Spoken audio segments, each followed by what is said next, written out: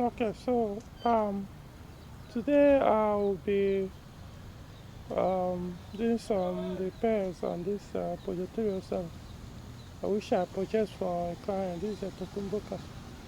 So I'll be doing starting with changing the timing belt and as well which is preventive maintenance. So I'll first check the other components that works with the belt, the tensioners and the rollers. If any of them is weak. Also, we just look at the water pump just to be sure it's not wobbling, it's not noisy, and it's not leaking. So that if any find anyone bad or weak, we'll replace before we put the new belts. So that's the first work we'll do for now. Then followed later, we most likely will deal with the suspension, especially the rear one is making noise, and even the front, hearing noise coming from the front. Um, so that will depend on what we are done with this. Then discuss with the owner. So no what next, depending on what he may not want to do all the repairs on the car here, because the car has to be delivered to the owner in Lagos. So we'll see what happens. But for now, this is what we are starting with. The money provided. We started with the registration of the vehicle, which is already in process. So when we are done with this, so we are using the OEM belts.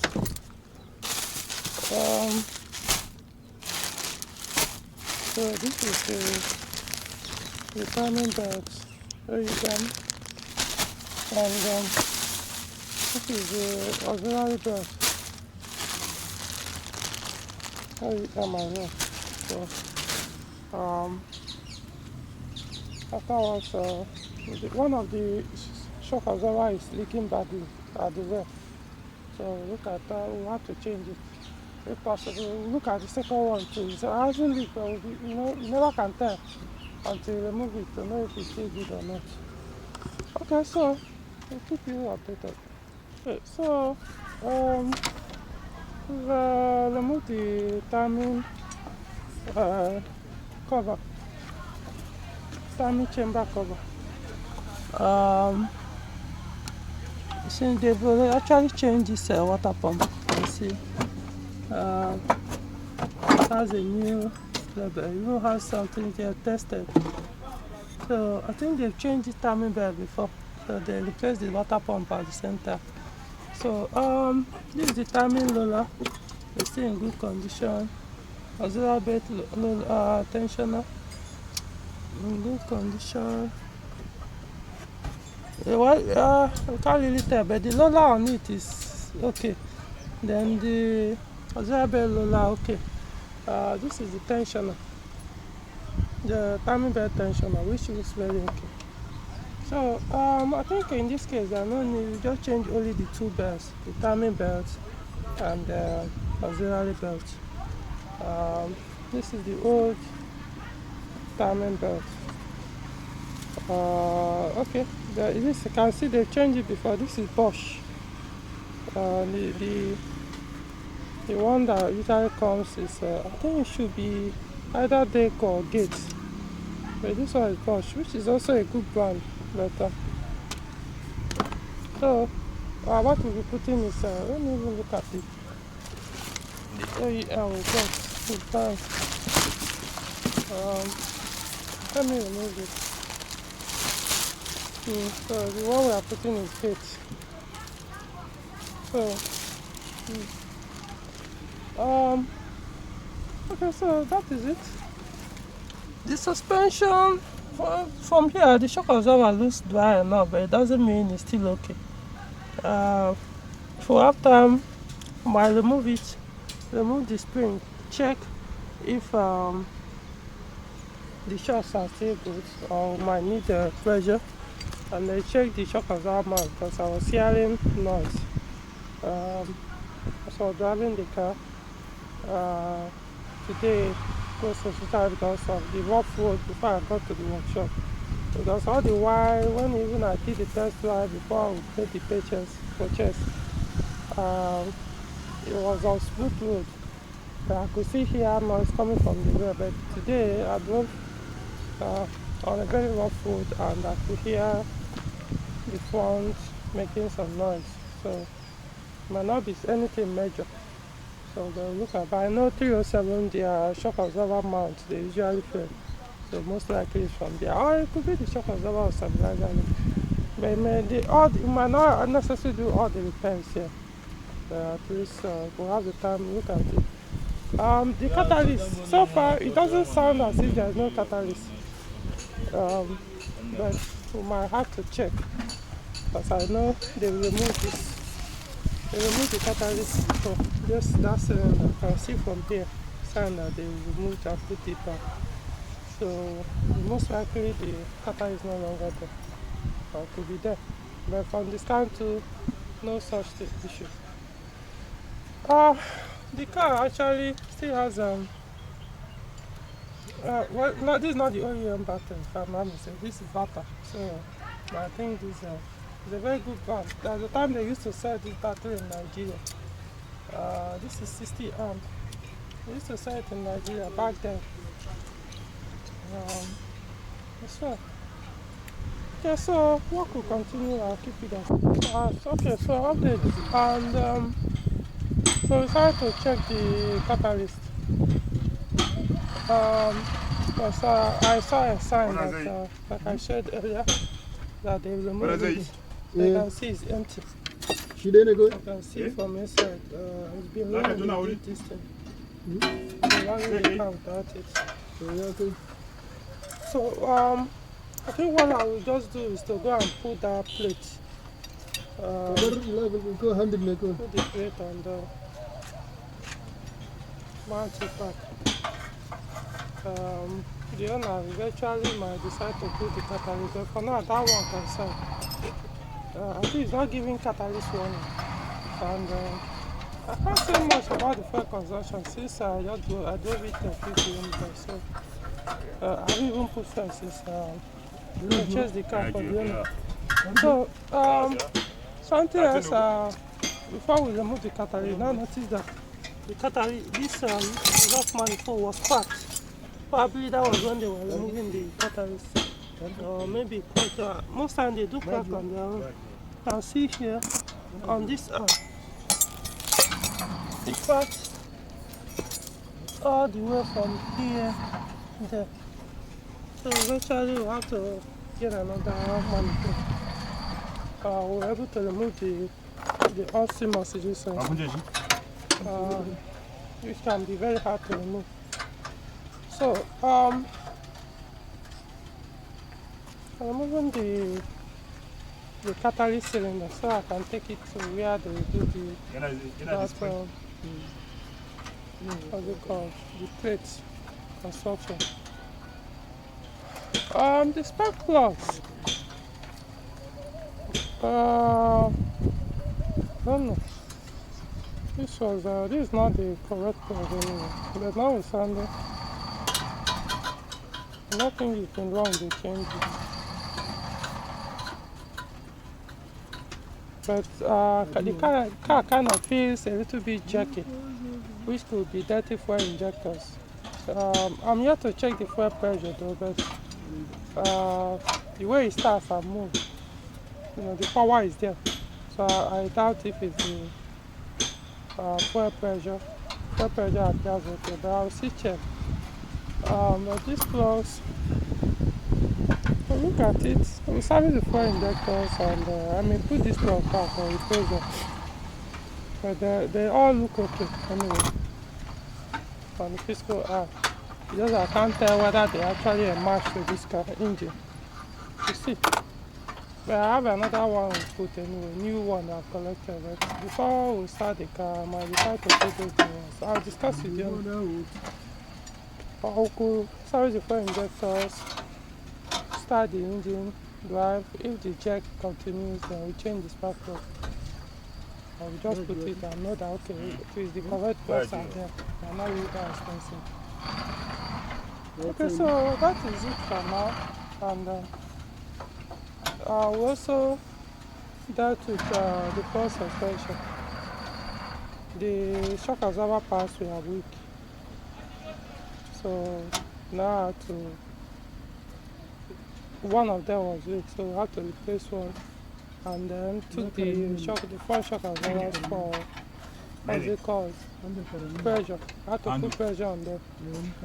So that is it for that one. So the next, I think we're almost done with the front end. Once we put back the catalyst, so now I know what is remaining now will be to change the rear shock absorbers. And then change the oil. Yeah, that will be all. Few electricals are trying to do, but okay, we'll look at it. Like I need to reverse the fan, then bypass the fan. I need to reverse it and put it back to factory connections. And from the look of this too, the thermostat, I believe has been removed. You can see the sign that it's been opened. So, we'll see. Alright. Okay, so update. So I've reversed the fan connection back to factory. Remember the bypass it. I wanted to do a video on that. So reverse it now. So anywhere we mount everything back, then I will test the, especially this resistor, to be sure it's still okay. Alright. However, I've removed it, checked, it looks physically okay. Huh? Oh, it's a camera. Huh? It's a camera. Oh, okay, you're videoing. Yes. So I've gotten the thermostat. Like I said, I didn't need to remove this. On the look of this, they removed it. Then we still need to confirm. So I had to order another one. This one is the used one. So we'll see. So these are the rear shock absorbers. As you can see, what we remove the current. So I've tested it and air pressure. Okay. Okay, let's see. Okay, so far they look dry enough.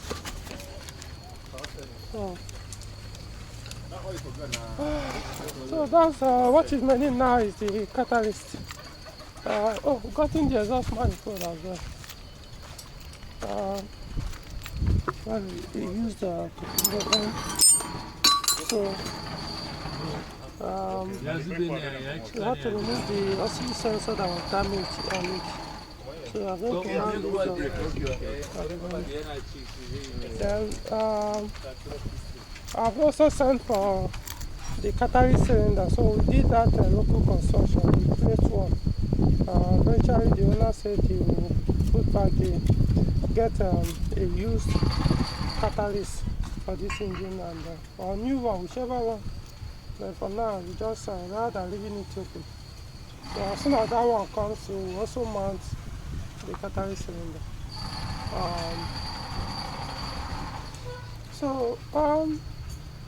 Care is not taken, the work might be concluded today. So yeah, we'll keep you guys updated. Okay, so the catalyst cylinder has come. So you can see what we did. So it's 3 layers. First one on top, the other one here, and the last one there. So we'll see how long it will last. It's better than leaving it open. It will reduce the roll noise. However, the owner is actually, by the time you replace it, you get by complete. Like this, with the one with catalyst. So, the shock absorber. So this one is from the rear right. This is the old one. You can see one is had lost pressure. You can see it's no longer coming up. Takes too long. So I don't know. It's possible if you put pressure in my work. But since we got a set, so we decided to probably keep it for the owner. The ones can discard it. But this one is almost there. You can see. You can see oil everywhere. Even the kitchen has failed. So it's dead. Let's see. Not even coming up. There.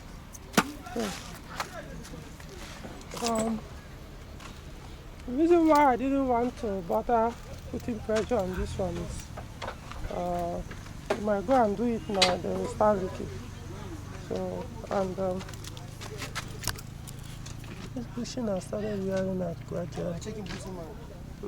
So we mounted the use ones for chest. So, we'll see what happens. I'm mounting the exhaust manifold so that we now mount this. Alright. Okay, so we've been drove the car for a few times and I was hearing noise on the suspension. Remember we've done suspension, front suspension work. I was hearing noise. So I decided to dismantle them again. And it was sounding as if the shock absorber was not tight enough. And I was right. One of them was not firmly tight with the spring. The mount and was not tight firmly on the spring. So it was this side, so that one has been done. Has been mounted. The stabilizer links, I'm not so sure it's that bad, but I just want to eliminate it, so I think I will just have to change it. I will still keep this on. I think this is the OEM. So change, get another new one and keep this on. You know, one thing with the OEM, most times if they are weak, you may not really talk. Because they all look like as if they are not usually as strong as this new one. I mean here, movement. So after that, I will mount everything back. Okay, so that is it. Something else. The CV joint. This left side CV joint. The outside CV joint makes noise when you turn the slide. So what I realized was got turned. Because somewhere, so the grease actually, I don't think there's any grease anymore inside there, so that was why it got done. We'll have to buy, unfortunately.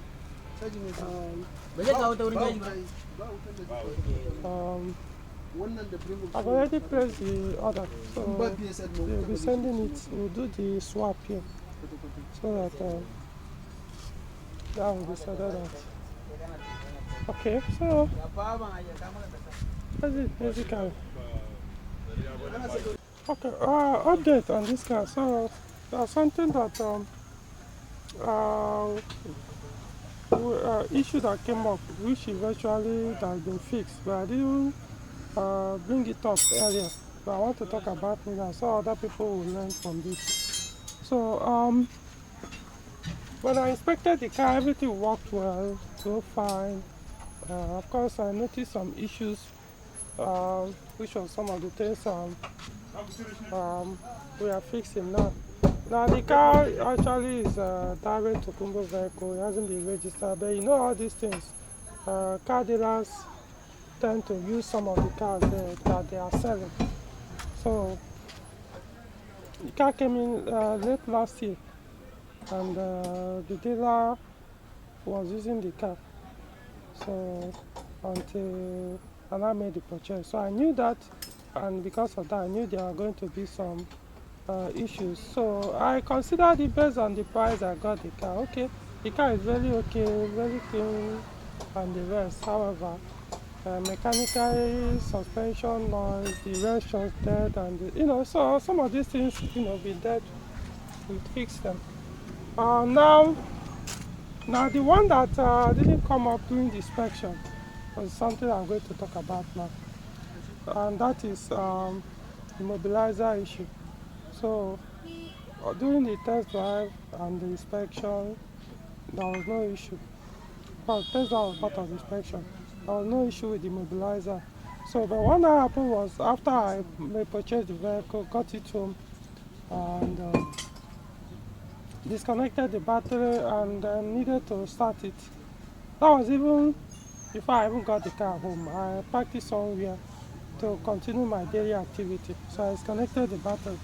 Since I don't like leaving battery connected for cars that do not know their system, the current status of the entire system politically, until I'm sure that it's safe to leave it connected for a long time. So I disconnected it, came back to start the car, and refused to start. So to cut it short, so what I now observed was after like 3 minutes, the car will start. So then, as long as the battery stays connected, you can drive the car, drive it however long you want to drive it, switch it on, even if it stays for days, weeks, months. As long as the battery stays connected, it will be starting. It stays connected, I mean. But in this, so now as soon as you disconnect any of the battery terminals or bolts and reconnect it, it will not start for about 2-3 minutes. So the engine will be cranking but won't start. So I now decided to let me even diagnose it and see what happens. So I want my PP2000 on it. So what I now found out was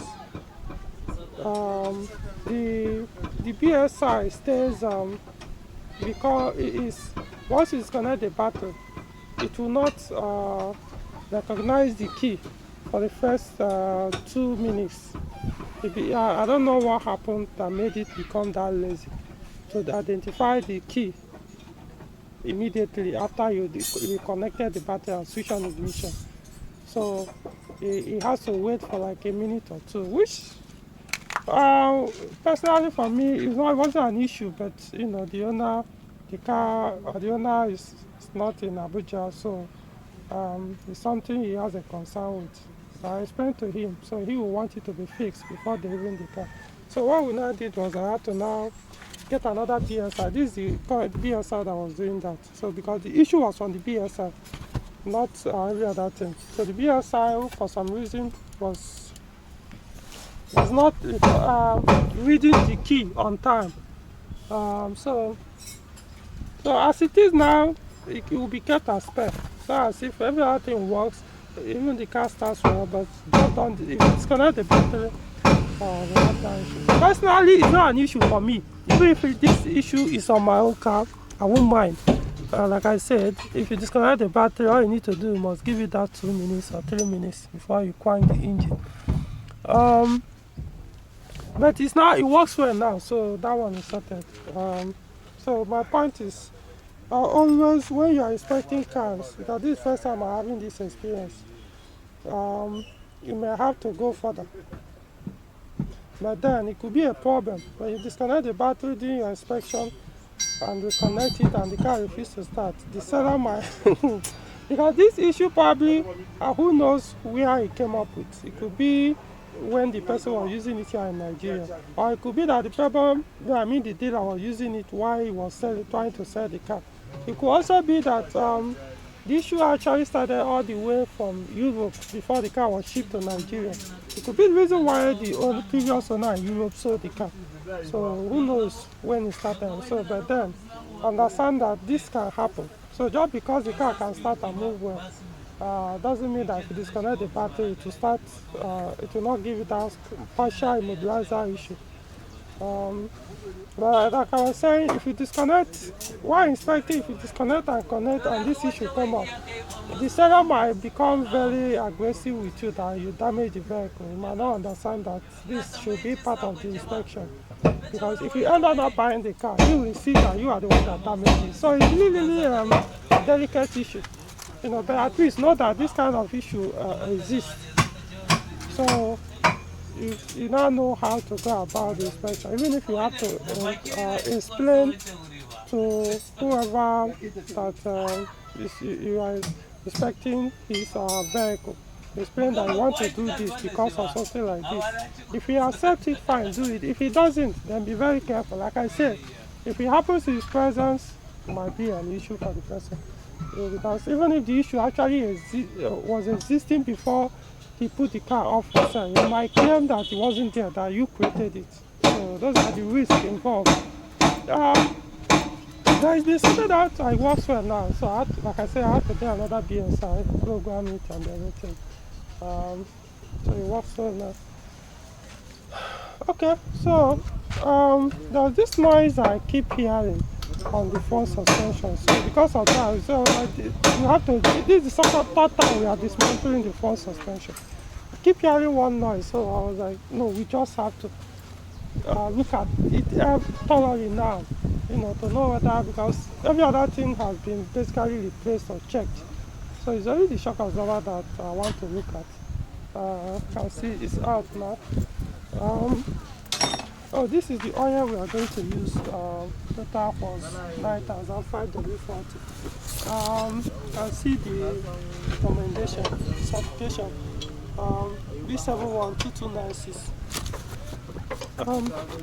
So the shock absorbers is okay. The shock is okay. So what we'll do is we'll inspect this this bearing to know if this is where the problem is coming from. Because the noise usually made when you are turning the steering and you are moving small, slowly, you're hearing that noise as if initially we thought it was stabilizer lane, but it's not the stabilizer lane. So look at it and update. So we are doing the headlight wash because they kind of look blocked, not clear as a new one it looks like. So we decided instead of replacing the rest also, how sun can be on these headlights sometimes. Even most ones that, even as they are importing them, you see that they've already changed color. So I advise you now, let's not replace them, let's just do this washing. So to do that, I have to remove the bumper. As you can see, the bumpers are done. The bumper is done. So we're taking the two headlights to where they will do the chemical wash. Do it, bring it back, they will mount it. So I will update as soon as the headlight comes back. Alright. Okay, so we want the headlights. Mounted the bumper. I think eventually we're going to get a panel bit and run. It didn't set. The bumper did not set well. So going to get a panel bit. So now we want to pull coolant. Ouais, non? Easier. Donc, je vois. Ouais. So we want to drain the water and pour coolant. Yeah, we can start it. So that we've done all the tests, so the water is now okay. Hold on, no. Okay, let me switch off the car so I can do this in control. So this is the used the radiator we removed from the car. The car came with when I purchased it. So the cover was broken. This is the bottom part of this thing. Was broken here. Was looking from here. I see where it cracked. So So now we have to buy another one. The used one, we have to replace it. This one was from here that it broke. So probably useless. See, it's opening. So later I will wrap it, get a carton, wrap it very well so it doesn't damage the fins. So the owner is going to, I'm delivering the car with this one so that the owner can keep this as spare. So this brings it to the end of the video of this vehicle. So we've completed the work, taking the car to wash. So the car is leaving for Lagos any moment from now. So okay, so well,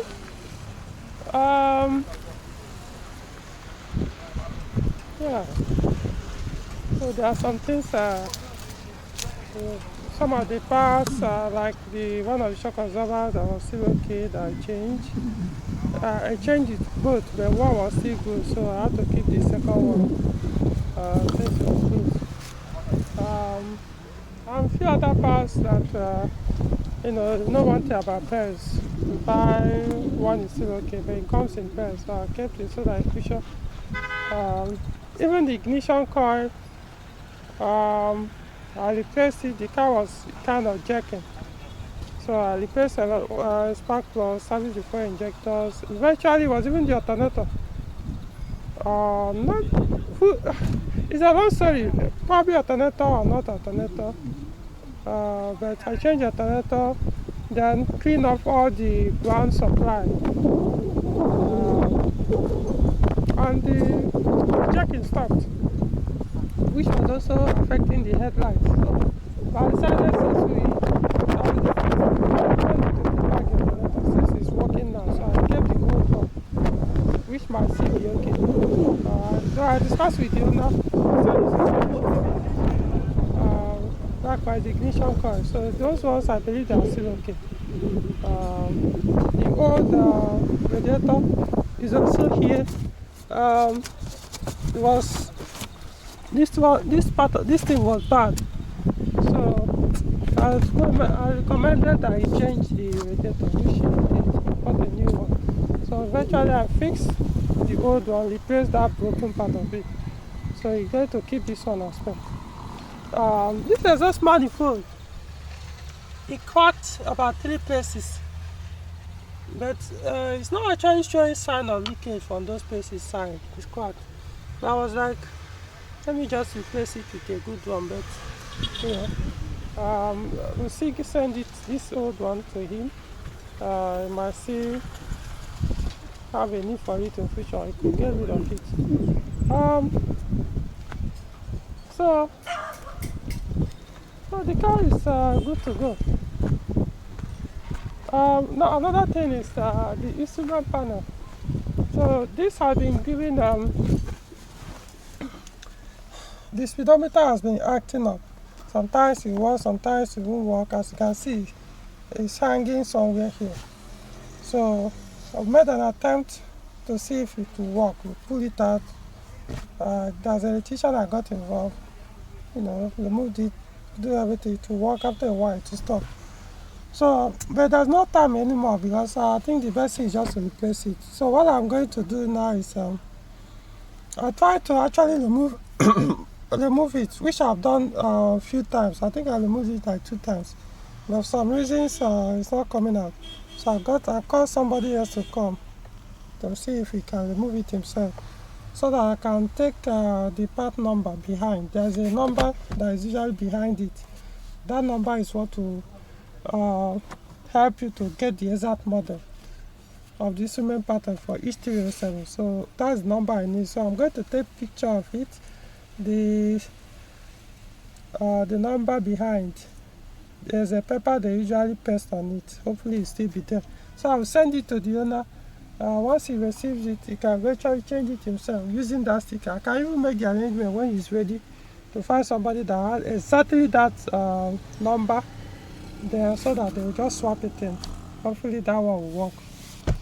Without that, if you put a different, even if you look alike, but if you put, but if the numbers are not the same, if you put that one that is not the same, it will not work. No matter how they look alike, it won't work well.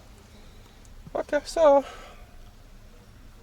the windscreen cracked before I even purchased the car, but I discussed with the owner, it will be changed when he receives the car over there.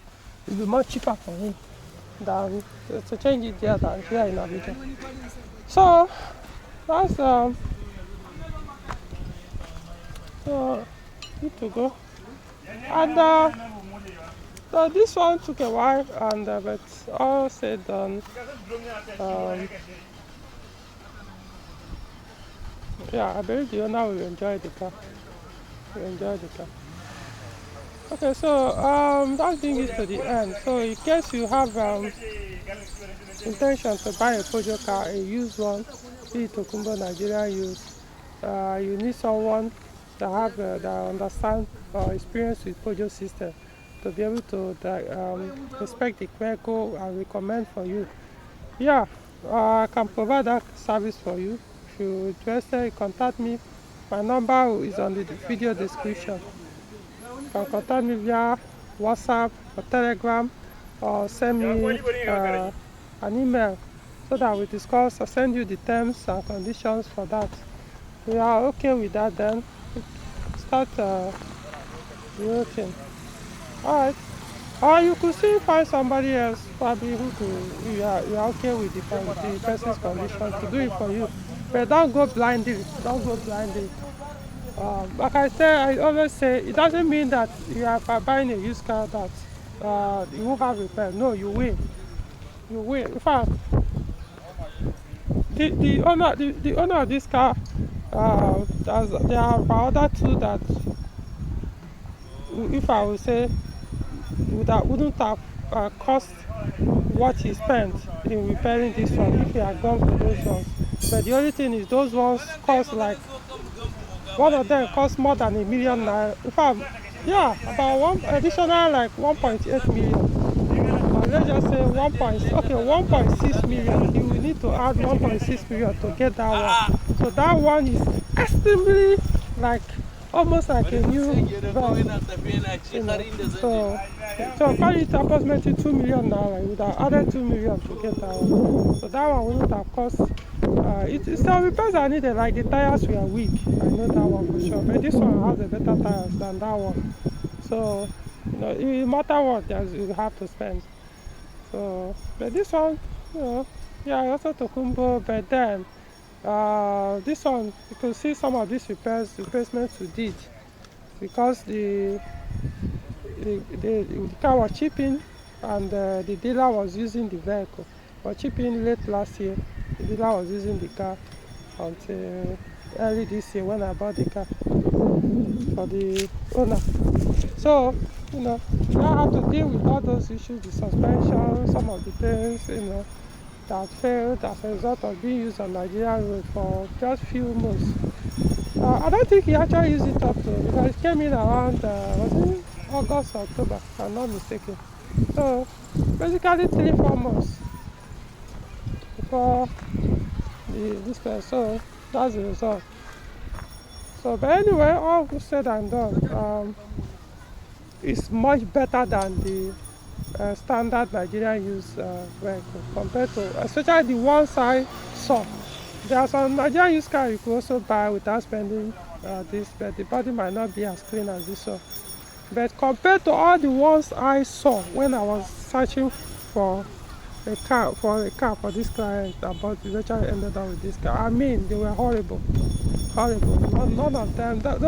Each one I saw that even made sense. They are looking at close to 1 point something to even get it to a better shape. I mean, they are just horrible. Nigerians' car maintenance culture is just something I don't know what to say. Okay, so like I said, if you're interested in the future, You know how to reach me. All right. See you next time.